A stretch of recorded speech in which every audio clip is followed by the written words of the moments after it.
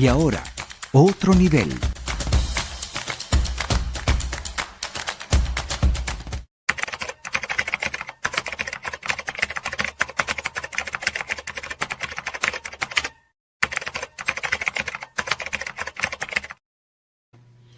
Caramba, nuestro ilustre gran amigo, el profe Eric del Búfalo. Gran abrazo, profe. Eric. Buenos días, Erika. Buenos días, Mingo. Gracias por tenerme otra vez aquí. No, gracias a ti por aceptar la invitación. Mira, queremos pedirte, queremos solicitarte que nos metamos en un tema que es harto complicado, pues, ¿no? Y es un tema que tiene tres realidades, como lo explicábamos al principio del programa que íbamos a hablar con Eric del Búfalo. Sentimos aquí en el equipo del programa, para que tú nos des luces sobre esto, el ciudadano occidental atrapado entre la caída de su civilización, el auge de una señora llamada IA, inteligencia artificial, y el derrumbe de la política, su política, la política de ese ciudadano, tal como la ha conocido de siempre. Ese es el tema que tiene esas tres raíces que queremos tratar contigo. ¿Qué te parece? Bueno, está muy bien. Son tres grandes temas, largos, complejos los tres, ¿no? Vamos a ver si damos la talla porque son temas profundos, ¿no? Los tres. Yo empezaría por el último. Tú dices que la política como la hemos conocido desde siempre, yo matizaría mucho ahí, porque realmente la política, si uno ve el último siglo, fue muy variable. Digamos, si uno vayamos desde 1924, para hacer un corte de 100 años simplemente, Occidente ha vivido de todo. Es decir, no ha sido un periodo de absoluta paz y democracia liberal, eso es falso. Lo que vivió Europa con el fascismo, el nazismo, la Unión Soviética, después de la crisis de la posguerra, es decir, lo que llamamos desde siempre son realmente es medio siglo, que desde el punto de vista histórico no es mucho. Es nada, es la vida, ni siquiera es una generación de un ser humano, ¿no? Suponiendo que la esperanza de vida sea 80 años. Sí, un soplo. No, es un soplo. Entonces, yo matizaríamos eso. Y con respecto a eso lo podemos enmarcar en lo que podemos llamar Occidente hoy, lo cual yo no tengo muy claro tampoco, ¿eh? ¿Qué es lo que llamamos Occidente? Porque es un término muy anfibológico, muy ambiguo. Occidente se refería en origen a la Iglesia, al Imperio de Occidente, es decir, al Imperio Romano de Occidente, cuando Roma se divide en dos partes, cuando ya antes de la caída, el poder que estaba en Constantinopla, donde estaba el emperador, que era la parte más rica y fuerte del imperio que quedaba, y la parte más pobre del imperio, que era Roma, digamos, la Roma de los siglos II, III y IV y V. Al emperador romano, porque habían dos emperadores, al emperador romano se le llamaba el emperador de Occidente. Occidente porque además la palabra Occidente, como muy bien Spengler y Nietzsche la van a tomar, significa la muerte del sol, el occidente. Es el ocaso. Occidente significa el ocaso. Entonces, Occidente mismo es una decadencia, la decadencia del sol, ¿no? Eso etimológicamente. Y en esa decadencia, en sí misma no es negativa ni positiva, simplemente, como Nietzsche la llama, es el ocaso de los ídolos, el ocaso de los dioses, ¿no? Y es justamente en ese ocaso de los dioses donde el hombre que vivía en esa zona busca formas de libertad. Entonces lo que era típico de Occidente era su mayor nivel de libertad. Ahora bien, con respecto a Oriente, ¿no? Me refiero. Porque Occidente hay que verlo siempre con respecto a Oriente, ¿no? Si lo vamos a hablar así. Claro. La derecha sin la izquierda y la izquierda sin la derecha, ¿no? Sí. Exacto. Entonces, y eso tuvo una historia, digamos, a partir de la caída del Imperio Romano hasta, digamos, la batalla de Lepanto, hasta el Renacimiento y la batalla de Lepanto, donde empieza lo que algunos historiadores llamaron el triunfo de Occidente, ¿no? Occidente se impone ahora no ya como Occidente, sino como la forma del mundo. Y de hecho ya Occidente está en todos lados, Occidente está en Japón, Occidente está en China. Exacto. Entonces, realmente esa expansión de Occidente, que es la modernidad, llamémoslo así, la modernidad va más allá de Occidente. Y en ese sentido no podemos decir que es occidental ya, porque no hay nada que se le oponga, ¿no? Esa modernidad es lo que está puesta, es lo que está en crisis, digámoslo así, ¿no? Y ahí la inteligencia artificial también es un síntoma de esa crisis de la modernidad, porque en el fondo la inteligencia artificial que ya existe desde hace 50 años en realidad, lo que es nuevo son formas de comercialización, es la penetración que tiene en la vida cotidiana, ¿no? Es lo que podemos llamar. El uso comercial, digámoslo así, o popular o masivo de inteligencia artificial, lo que podemos hacer notar. No es más que, y esta inteligencia artificial, cuya esencia no es más que algoritmos interrelacionados, es decir, es un mundo de algoritmos, esencialmente de pasos, de algoritmos más paquetes de información, ¿no? En el fondo lo que marca es como el telos, el fin de lo que fue el pensamiento occidental, es decir, de olvidarnos un poco del ser y pasar a que todo sea representación y lenguaje, ¿no? Entonces, la inteligencia artificial no es más que la epifanía de ese lenguaje ya separado del hombre. Es la autonomía del lenguaje con respecto al ser humano, básicamente. Cuando me refiero al lenguaje, me refiero a cualquier tipo de lenguaje, cualquier tipo de representación, a cualquier tipo de signo. Y eso, ciertamente, es inquietante, pero no necesariamente inquietante por su poder, digámoslo así, tecnológico en sí mismo, ¿no? Porque sería simplemente un instrumento más. Es inquietante porque pretende sustituir el pensamiento. Sí. Pretende sustituir el pensamiento. Solamente que el problema de la inteligencia artificial es que tiene una imposibilidad, que no tiene capacidad de dar testimonio, porque no es un testigo, no tiene presencia, no tiene conciencia, no está ahí. Y en ese sentido, lo que abre cada vez más la inteligencia artificial es la alienación entre la experiencia humana y su forma de representarla. Pongamos, por ejemplo, algo que es muy usado, que es la imagen hecha sintéticamente por el algoritmo, ¿no? Lo que más impacta porque es lo que más se usa popularmente, ¿no? Que es paralelo a estos paquetes de información, que es como una especie de hiper-Wikipedia, ¿no? Que además te habla según tus gustos y te dice lo que tú quieres escuchar. Es verdad. Claro, porque son imágenes que en el fondo son bits, es lenguaje transformado en figura. Veamos por lo menos ahí, que cuando yo veo una foto, por ejemplo, de un paisaje hecho por inteligencia artificial, ¿qué es lo que falta en esa foto, no, entre comillas, esa imagen? En esa imagen. ¿Qué es lo que falta ahí? Falta el testigo. Ahí no hubo nadie que presenció ese paisaje, ¿no? Es decir, entonces, el peligro, para mí, el peligro no sé si es la palabra, pero ni siquiera la amenaza, pero... Un riesgo. El temor.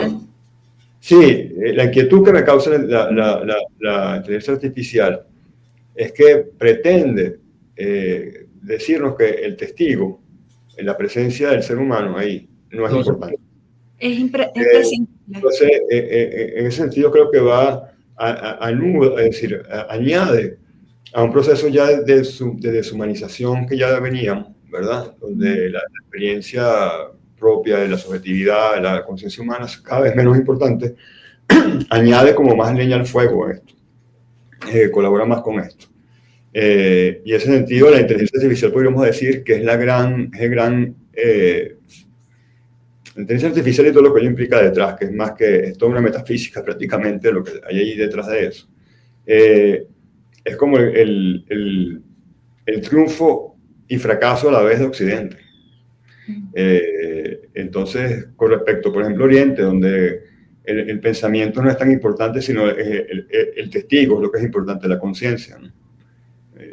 Si uno piensa, por ejemplo, en la filosofía griega y la compara con el pensamiento, digamos, espiritual o filosófico, entre comillas, oriental, taoísta o hinduista, nos damos cuenta que son dos mundos muy distintos. O sea, para nosotros lo que importa son dos cosas, el lenguaje y el instrumento, la instrumentación del lenguaje, mientras que para lo que era importante antes, ¿no? Y ahorita eso está, como repito, homogenizado.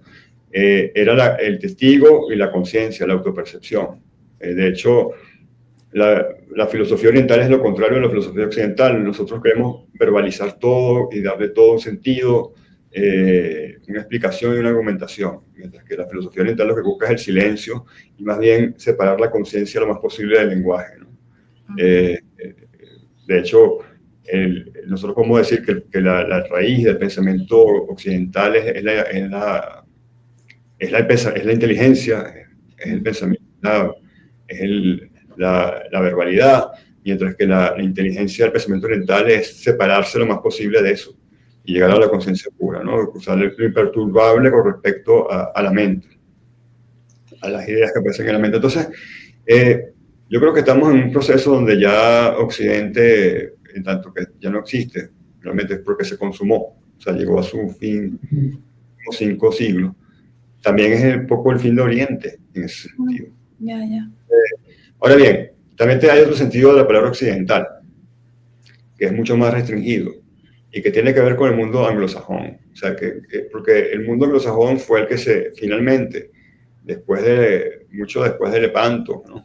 Donde los españoles fueron los protagonistas, mucho después de la Revolución Francesa, quien impone, digamos, su lógica, su visión y su paradigma como el paradigma civilizatorio, es el mundo anglosajón dentro del mundo occidental. Lo que la gente llama realmente decadencia de Occidente es la decadencia, o sea, lo que la gente percibe como decadencia de Occidente, porque la estamos presenciando, es la decadencia de ese mundo anglosajón, que está en contracción. O sea, que estuvo 2 siglos, primero los británicos, 3 siglos realmente, primero los británicos y después cuyo relevo toman los americanos cuando cae el Imperio Británico después de la Segunda Guerra inmediatamente, ¿verdad? Y que es un solo imperio, a diferencia de nosotros que no tomamos el relevo del Imperio Español, sino que nos fragmentamos en republiquetas aéreas. Estados Unidos se toma la batuta, o sea, lo que había dejado el Imperio Inglés, Estados Unidos lo asume ahora como el gran hegemón, ¿no? O sea, es una especie de continuidad, digamos, del mundo anglosajón que ahorita está en contracción. Está en contracción por varias razones. Primero porque todo imperio se contrae, o sea, se expande tanto que se debilita, muy bien Toynbee, el gran historiador, lo explicaba. También porque hay otro hegemón ascendente, que es China. Sí. Pero podemos preguntarnos si China es oriental, porque fíjense, China tiene una economía capitalista moderna, es hipertecnológica y además tiene un partido comunista, y el partido comunista viene de Europa. Eso no es... Sí. Okay. Un partido comunista muy sui generis. No tiene nada que ver con los soviéticos, por cierto. Pero que es un modelo igual que viene de Europa, de Alemania, ¿no? Es decir, entonces, ¿qué tan oriental es eso? ¿Eso no es occidental también? Esa es una pregunta que dejo, ¿no? Sí, una gran pregunta. Entonces, bueno, lo que estamos viendo es la decadencia de la democracia liberal tal como los anglosajones la entendieron. Estoy diciendo que sea bueno o malo eso, estoy diciendo que eso es lo que está pasando, ¿no? Sí. Entonces, bueno. Ahora, esta magnífica introducción que nos has hecho para hablar de esas 3 realidades, ¿cómo podemos incluir en esto que nos has contado las guerras, profe? Porque tienen realmente en estos momentos un papel protagónico en el mundo entero. Y yo no sé, pues está la Iglesia y el Papa que piden la paz, y están otros líderes mundiales que no sé si con doble discurso, por una parte hablan de la paz, que hay que propiciar la paz, que con la guerra lograremos la paz, pero cada vez le meten más leña a la candela para que haya guerras y guerras y guerras. Lo estamos viendo incluso en todos los órdenes, pues. No sé incluso también cómo involucrar aquí a la misma señora inteligencia artificial para, como nos dicen tanto, no, mira, que sea para ti un recurso. Que siempre sea un recurso. Entonces, yo necesito que sea un recurso para la paz. no que sea un aliado de la guerra para tratar de seguir destruyendo toda especie de civilización que pueda surgir. Pues, ¿no? Es una cosa muy preocupante. Bueno, fíjate, yo creo que las guerras, o sea, uno piensa en guerras y piensa entonces en la gran guerra que fue más reciente desde el punto de vista histórico, que fue la Segunda Guerra Mundial, a la Gran Guerra, la Guerra Mundial. Una tercera guerra mundial hoy en día no va a ser vivida como fue vivida en los años 40, es imposible. Nos destruiríamos en 5 minutos, es imposible, ¿ok? O sea, no, la gente se imagina, bueno, si eso llega a pasar, se acabó. En media hora el mundo ya no existe, ¿no? Entonces, una guerra así no tiene sentido. Entonces, la gente no está entendiendo que la guerra contemporánea ya existe. Y es una guerra muy particular porque combina la inteligencia, lo psicológico, combina el foco particular de destrucción, no es una destrucción masiva, no puede serlo. Es una guerra casi de desgaste, ¿no? Lo que se llama en términos militares es una guerra de desgaste. El foco en Ucrania, por ejemplo. Tomamos el ejemplo de Ucrania, que creo que es el punto álgido más complejo porque está mucho en juego ahí y Occidente mismo, el occidente anglosajón está en juego ahí, ¿no? Es una guerra que está hecha para no acabarse pronto, está hecha para desgastar lentamente los enemigos, porque si fuera rápida, si Putin tiene un misil nuclear ahí, el otro día hay un misil nuclear en Moscú y se acabó todo, pues, ¿no? Después ya empiezan los 50.000, digamos los 5.000 misiles nucleares a bombardear y ya no hay guerra, ni no hay paz, ni nada. Entonces, tiene que ser una guerra de desgaste, lenta, de fricciones, de puntos de fricción. Mientras que, por otro lado, lo que hay es una guerra de terror, de comunicación, de declaraciones. Hay una guerra espectacular, digamos, ¿no? Que la gente la tiene un poco en ascuas. La guerra del Caribe, por ejemplo, esta es completamente espectacular. O sea, hasta ahora ha sido una guerra de espectáculo, de flexing, ¿no? Lo que llaman los americanos flexing, de mostrar músculos. Sí. Y de producir tanto terror aquí que hay una especie de pánico que cause un quiebre interno. A mí me da risa esto, pero esto ya es entrando en lo local, creo que no es la intención de hoy, ya lo hablaron mucho, de eso lo podemos hablar otro día, porque parte de falsas premisas, ¿no? Sí. No se dan cuenta cuál es el orden realmente de lo que pasa en Venezuela. Piensan que es una especie de 10 personas que tomaron el flore y ya hemos hablado en 2 o 3 programas que eso hay que verlo desde una raíz mucho más profunda, lamentablemente, mucho más compleja. Es casi un hongo, pues, ¿no? O sea, el chavismo es un hongo que ha penetrado hasta abajo, no es nada más algo no es una bacteria, no es una bacteria. Entonces no podemos pensar la cosa como un virus, una bacteria que se mata con antibióticos, sino es algo que es un hongo tan complicado que el cuerpo tiene que sanar para sacárselo, ¿no? Para no entrar en materia particular. Pero entonces, volviendo al caso de las grandes guerras, el otro punto álgido es más complicado porque tiene que ver con el Medio Oriente. Y ahí sí hay como una intersección de muchos intereses, ¿no? Ahí sí vemos, y ese punto es el más explosivo, ese punto realmente es el más peligroso para mí, porque ahí sí podemos caer en una... Porque ahí es todo más delirante, o sea, ¿cómo decirlo? Ahí todo se juega desde el punto de vista escatológico, ¿no? Mesiánico, escatológico, salvífico, entonces de tiempos finales, ¿no? Y si se va de las manos eso, digamos, y a alguien se le va ahí una bomba que no debería irse, pues, entonces. Pero si tú te pones a ver, y el otro punto es el mar del sureste de China, o sea, que está abajo de China, todo el mar, donde hay una fricción constante de portaaviones y aviones volándose cerquita entre americanos y chinos, así como haciendo flexing también. Pero ahí, digamos, afortunadamente los chinos se han contenido de más allá, o sea, hay una paciencia china que debemos agradecer. Más allá de eso, la guerra no se juega en términos de batalla, pues lo que quiero decir, no se juega en términos de batallas marítimas, de aviones y cosas como estamos acostumbrados en las películas. Se juega casi en términos de espionaje, de sabotaje, de psicoterror. Si yo fuera un poquito más paranoico, diría incluso de virus, de guerras virales, etcétera, etcétera, ¿no? Ese es el verdadero poder. Ese es el verdadero poder, eso es lo que está en juego, ¿no? Y lo que está en juego realmente es el occidente financiero anglosajón, que es lo que está en contracción porque no se expandió tanto. Primero, no produce ya industrialmente, ya está endeudado. O sea, tiene produciendo, pero con relación a lo que produce Asia es cada vez menor. Segundo, porque se basa en un sistema monetario. O sea, se basa en deuda, se basa en que el dólar es la moneda internacional. En la medida en que esa moneda internacional sea cada vez menos usada, son los pies de barro digamos, ¿no? El imperio se cae completo. Entonces, digámoslo así, entonces, bueno, estamos en esa transición. Hacia qué lugar no sabemos todavía porque la historia no tiene un fin ya predeterminado, por lo menos un ser humano no lo puede ver, la providencia tal vez lo pueda ver hacia dónde vamos, pero sí. Yo a mí soy incapaz de verlo, no me quedan tanto tampoco, pero sí estamos en un mundo que está cambiando aceleradamente, no es el mundo que nos conocimos nuestra generación, incluso yo diría que ya mis hijas van a ver otro mundo muy distinto ya cuando tengan mi edad. O sea, radicalmente distinto, ¿no? Entonces, por eso te digo que no es que esté cayendo algo que hemos conocido siempre.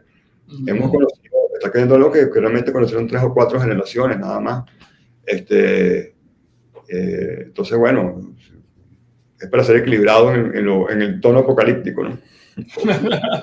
Vamos a hacer un pequeño paréntesis, profe, para saludar a un grupo de nuestros amigos patrocinantes y luego vamos a tratar de satisfacer muchas inquietudes que hay en los amigos del chat.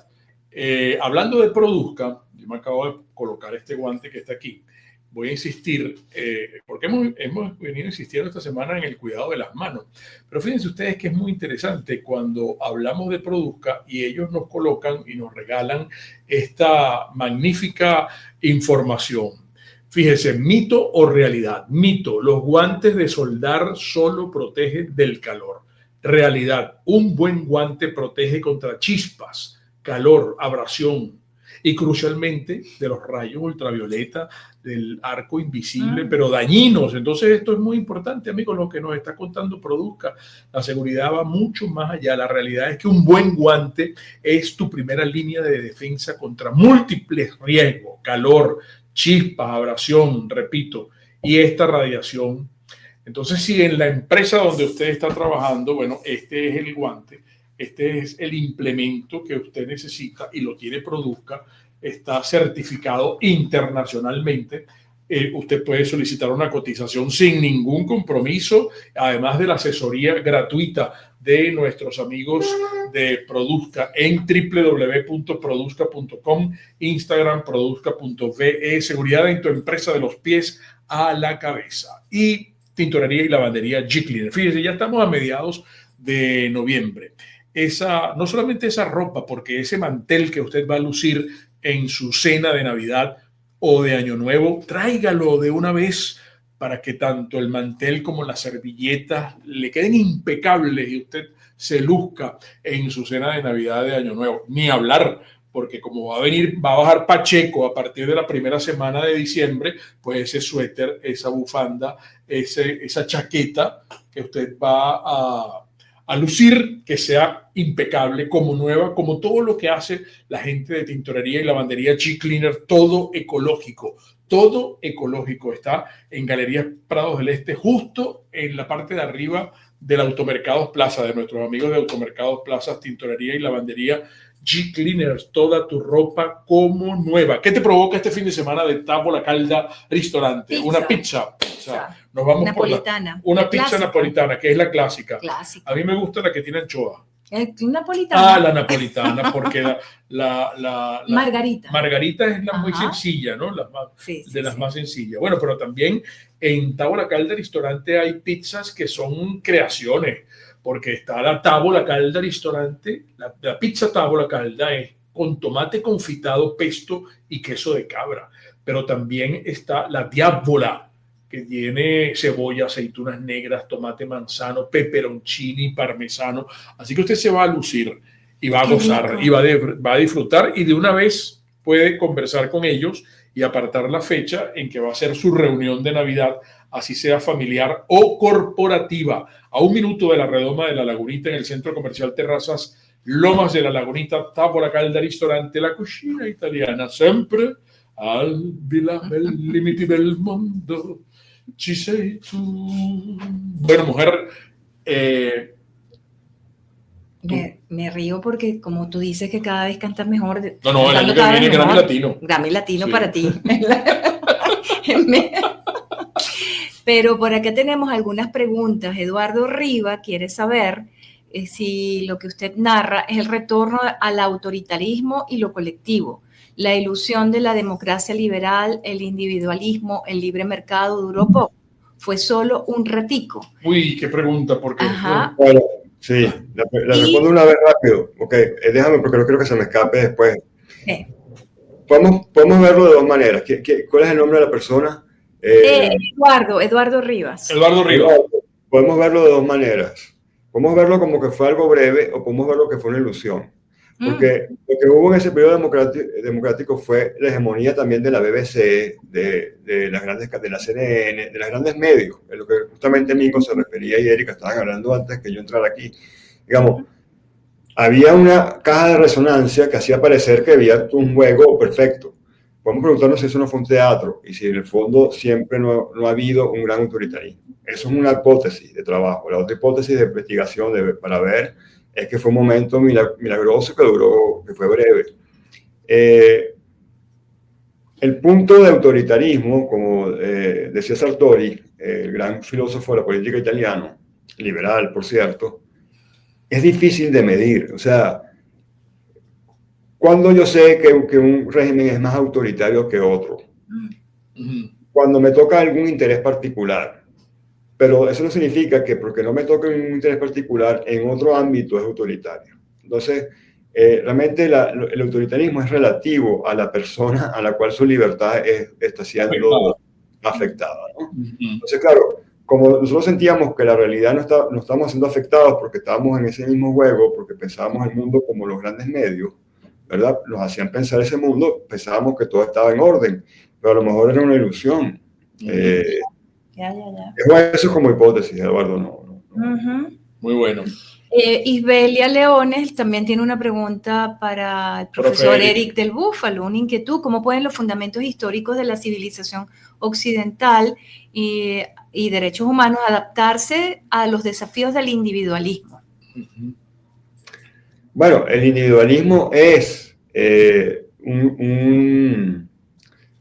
¿cómo diríamos? Un triunfo. Digamos, un triunfo no, es un producto de esa filosofía, de esa civilización occidental. Si el individuo es un invento occidental moderno, porque tampoco es un invento occidental antiguo, en el mundo griego no existía tal idea del individuo, en el mundo romano tampoco, en el mundo cristiano tampoco, existía la persona, por supuesto, la singularidad.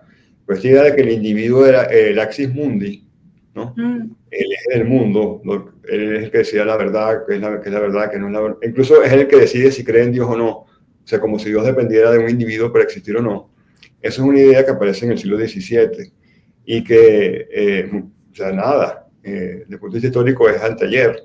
Y es una idea que además se expande ferozmente, sobre todo en el mundo anglosajón, que es el que está ahorita en crisis. Entonces, el relativismo, porque el individualismo tiene una contraparte, que es que todo se vuelve relativo a él, ¿no? El que decide que es verdad o que es falsedad. Es la negación misma de la idea de civilitas, de sociedad organizada en torno a fines comunes, ¿no? De civilización, lo que está en la raíz de civilización. Por eso la raíz de civilización y ciudadano tiene la misma raíz, que en latín es cives, es ciudadano. Entonces, de hecho, civilización es una forma antigua de llamar sociedad organizada, sociedad política organizada. Entonces, eso está cambiando y es inevitable que cambie, porque bueno, todo cambia y además es evidente que eso está en contracción, se está deshaciendo rápidamente además. ¿Y el impacto de la inteligencia artificial en eso, Eric? Vienen nuevas formas de gobernanza, de gobernabilidad, que no son necesariamente las que están basadas en el bipartidismo aupado o protegido por los grandes medios, por la homogeneización de la sociedad, ¿no? A partir de estos grandes bloques que estaban más o menos en alternancia, que también es muy breve desde el punto de vista histórico. Que yo creo que el autoritarismo que viene no es tanto el autoritarismo del mandamás, del tirano, del caudillesco latinoamericano, el que viene es un autoritarismo del control, de la inteligencia artificial, de la cámara, de la vigilancia absoluta, de decir, vamos a hacer lo que queramos, pero siempre vamos a estar vigilados. Es lo que quiero decir. Entonces, lo que viene es una sociedad de control, más que una sociedad de castigo, ¿no? Y creo que es más aterradora, porque es más orwelliano, ¿no? Es un autoritarismo tan repartido que uno no sabe ni siquiera que está siendo vigilado, ¿no? De hecho, cuando tú escribes en el chat GPT, en cualquier chat de esta inteligencia artificial, tú crees que te están haciendo un regalo, pero más bien están robando tu manera de pensar. O sea, están diciendo, este ya piensa así, este quiere esto, este quiere lo otro, y está siendo controlado, vigilado, enmarketado con fines políticos y con fines comerciales, porque ya tienes un cliente cuya incluso inconsciente manejas. O sea, que ya manejas todo lo que él quiere en la vida, todo lo que le gusta, todo lo que él visita en las páginas web, todo lo que él ve en su mensajería de WhatsApp. Entonces, somos casi conejillos de India, ¿no? Y en el fondo yo creo, y a la mayoría de la gente no le importa eso, la mayoría de la gente lo que vive es como la gente vive con miedo, porque hay que comer, hay que tener techo, etcétera. La gente piensa no tanto en la libertad, eso es un mito de filósofos ilustrados modernos. La gente piensa en su seguridad. La gente quiere sentirse segura, no tener miedo a la incertidumbre, y por eso renuncia a casi todas a muchas libertades, pues, ¿no? Y es normal, porque también somos seres biológicos, somos criaturas que tienen que comer, vivir, y tienen adrenalina, tienen pesadillas, etc. Entonces, o sea, pensemos un poco, algo que pasó hace muy poco tiempo, que fue el COVID-19, ¿no? La parte médica viral. Pensemos cómo la gente estaba hiperdispuesta a renunciar a todo con tal de no infectarse, supuestamente, ¿no? Ahí tú te das cuenta que las grandes inquietudes del hombre, desde el punto de vista intelectual, ilustrado, romántico, uno puede poner la bandera de la libertad, pero las grandes preocupaciones de las grandes mayorías de los seres humanos es no morir, es no pasar hambre, es que a sus hijos no les pase nada, es poder tener un trabajo, es pagar 15 y último. O sea, esa es la verdad de aquí en China. Entonces, para estar tranquilo, uno prefiere ser casi aborregarse, digámoslo así, ¿no? Y eso no es un problema venezolano, ¿no? Es un problema universal, lamentablemente. Sí. Yo sospecho que vamos nosotros mismos a pedir cada vez más control, porque cada vez hay más, va a haber más delincuencia, cada vez va a haber más crisis económica, cada vez va a haber más incertidumbre. Entonces, a mayor incertidumbre, la gente misma pide control. Bueno, Erika misma ayer estaba comentando unas encuestas locales aquí, que la gente no está preocupada y ocupada de la situación del Caribe, sino que, oye, ¿cómo compro el pan y cómo compro unas lentejas para darle comida a mis hijos? Y el día a día, ¿cómo me muevo con el transporte? No, pero no somos injustos. No es un problema que el venezolano es estúpido, mediocre, eso es mentira. Es un problema universal. Lo mismo lo vemos en Europa lo vimos cuando hay crisis. Entonces, es así, es parte, digamos, de la naturaleza humana, porque somos seres vulnerables, no somos esta visión imaginaria de un individuo superdotado que puede decir todo, ¿no? Somos, en el fondo, como individuos, somos seres muy vulnerables, evidentemente. Una reflexión en cuanto a lo que tú estabas diciendo de la migración, profe, que pareciese que está convirtiéndose en un problema también mundial y cada país está como... La migración es un problema que tiene que ver con la misma crisis, digamos, porque ¿cómo empieza la inmigración, sobre todo en Europa y en Estados Unidos? ¿No? O sea, porque la inmigración siempre va de lo pobre, del lugar pobre al lugar rico, obvio, ¿no? Sí. Para ser pobre. O sea, ¿cómo empieza la inmigración contemporánea? Porque siempre ha habido migración. O sea, siempre hay movimientos migratorios. O sea, en la Edad Media la gente se movía poquísimo, no salía de 20 kilómetros a la redonda. O sea, el 90% de los seres humanos en la Edad Media conocían los 4 pueblos que estaban en el radio de 20 kilómetros, no más. Okay, o sea, estoy hablando del 95% de las personas.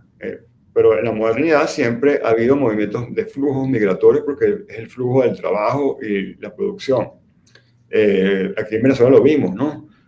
Cuando en Venezuela había oportunidades y había trabajo, no solamente venían peruanos, ecuatorianos, colombianos, venían muchos europeos.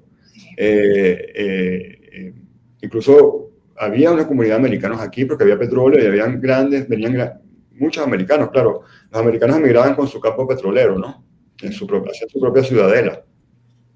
En Caracas, la Mercedes, por ejemplo, era un campo americano, de inmigrantes americanos que trabajaban para la industria. Todas las Mercedes era una residencial de los americanos que trabajaban para la industria petrolera. Siempre ha habido migración. Esta migración nueva es una migración más bien caótica, porque ya no está relacionada tanto con el trabajo, sino con abaratar el trabajo, que es diferente. O sea, yo no estoy buscando trabajadores, estoy buscando que el trabajo sea barato. Entonces estoy expandiendo la masa proletaria increíblemente para que el trabajo no cueste nada. Y estoy destruyendo el estado de bienestar. Y eso es a propósito. En Europa, por ejemplo, se ve muy claro. O sea, mientras yo más expando el trabajo negro, más barato es la mano de obra, más barato destruyo la seguridad. Entonces, claro, hay dos fuerzas. Hay las fuerzas globalistas que me interesan, digamos, que no tienen patria. Las fuerzas globalistas justamente no tienen patria, son grandes transnacionales, son grandes capitales, ¿verdad? Y lo único que le interesa es maximizar ese capital, ¿verdad? Y hay fuerzas, digamos, patrióticas, aunque patrióticas suena ya demasiado cargado de ideología. Hay fuerzas, digamos, de tensión, digamos. Por ejemplo, un español se da cuenta de que su país está cambiando, de que está siendo reemplazado. Un italiano se da cuenta de lo mismo, un francés ya creo que incluso ya es demasiado tarde, o en inglés, ¿no? Asisten a ese tratamiento en pro de un gran capital internacional y tratan de resistir, pero yo creo que ya es una batalla perdida, porque ya, ya no hay concepción de, como justamente Erika, lo que hay ahora es un individuo que se cree el soberano. La idea de nación, de comunidad es como secundaria y la nación es una comunidad, esencialmente. Entonces es secundaria. Dos, porque ya el capital se ha globalizado tanto que ya, digamos, un pequeño empresario español o italiano no tiene nada que hacer contra BlackRock. O sea, no va a competir jamás. Claro. Entonces, yo creo que, y apartando de eso, hay un tercer factor, que es lo que en muchas zonas de lo que antes se llamaba el tercer mundo, o que ahorita se llama el sur global, ¿verdad? Están en grandes crisis. Crisis que a veces vienen del mismo norte hacia el sur. O sea, que puestas de arriba abajo. O sea, hay crisis y a veces se conjugan, como en Venezuela. Venezuela es la conjugación de todos muchos males. No quiero caer en lo local, porque tú me pediste que fuéramos más... que tenemos un espíritu de viernes, ¿no? Pero... Sí. Venezuela se conjuga dos cosas. Se conjuga la mediocridad interna de la sociedad venezolana que históricamente llegó al chavismo. El chavismo es una consecuencia histórica de muchas taras que vienen antes. La gente no quiere ver eso. La gente cree que son cinco locos que cayeron en un avión y se apoderaron de Miraflores y entonces tenemos 20 años porque hay 5 locos ahí. No. Sí. Ahora sí, hubiéramos salido hace muchos años. Es una deriva histórica de muchas taras acumuladas, de muchos problemas acumulados. Bueno, además, con el castigo que viene del norte. Entonces, ¿eso qué produce? 8 millones de inmigrantes.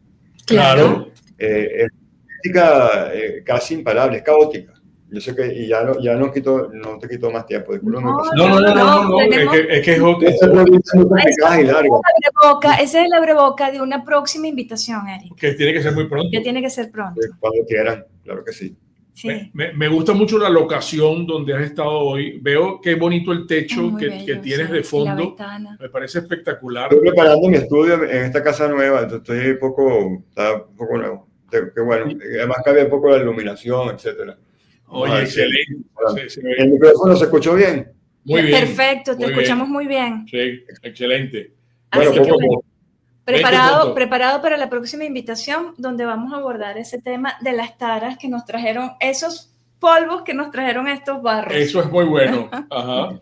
Bueno, profe, Gracias, abrazo. Eric, un abrazo. En contacto. Bueno, y por cierto, tenemos una cita contigo, creo que es el sábado que viene. Allá nos vamos a ver en el bautizo de un libro. Sí, vamos a presentar el libro de Gladys Arellano, Cartas sobre me pierdo, la experiencia. Es un bello libro porque además de la historia personal de la protagonista, narra muy bien los últimos 20 años de la historia venezolana.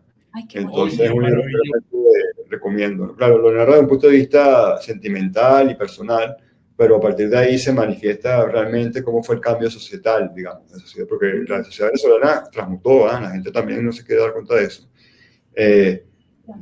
Empezando el siglo, este milenio, principio del 2000, hasta hoy, pues, ¿no? Oye, el viernes que viene pudiéramos hacer un programa. Claro, ojalá que ella aceptara para que ella estuviera con pudiera estar nosotros. con Y nos da nosotros. Bueno, una vamos a Sería bueno que la invitasen. Es una escritora venezolana que vive en Estados Unidos.